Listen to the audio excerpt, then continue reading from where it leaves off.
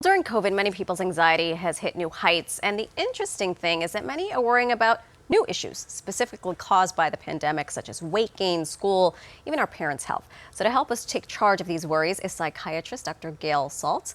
Thank you so much for joining us this morning. We appreciate your wisdom and guidance. I said in the break, we're going to solve everyone's problems in 4 minutes or less. I want to start with weight gain, which we always seem to come back to when we talk about anxiety and stress. Why is that?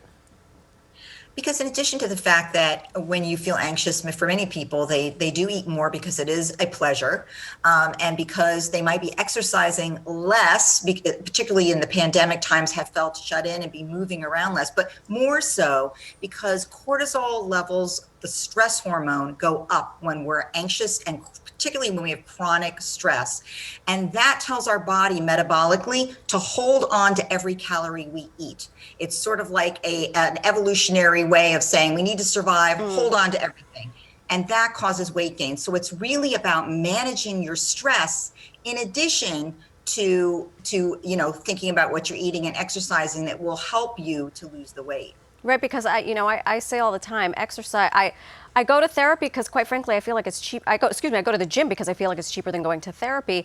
But it does really increase your mood and probably does something about the cortisol levels and holding on to those extra calories and fat, as you mentioned, correct? There's a lot of data about aerobic exercise multiple times a week for a minimum of 30 minutes, boosting your mood and reducing anxiety and stress. I, I, I, I will preach that till the day is long. The next COVID anxiety problem is folks having this anxiety that they are going to actually contract COVID or COVID exposure. What does that mean exactly? That means that actually many people are, let's say, appropriately anxious. Anxiety is not all a bad thing. It is our evolutionary way of danger signaling that there is a risk. And of course, in this case, there is a risk. And so it's not bad to take precautions to manage your anxiety, to not contract COVID on the one hand. And on the other hand, there is so much uncertainty about the future, about COVID, about how this pandemic is going to go politically, in terms of injustices in the world. There's so much uncertainty of what your life will be like, even in 6 months, that is driving extra anxiety.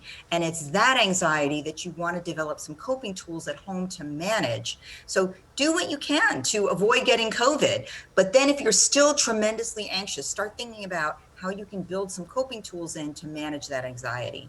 Dr. Saltz, what is the biggest or most common type of anxiety that you're seeing now with your own patients? With my patients, I'm seeing a lot of what I would call generalized anxiety disorder, which means essentially I'd call it the what ifs.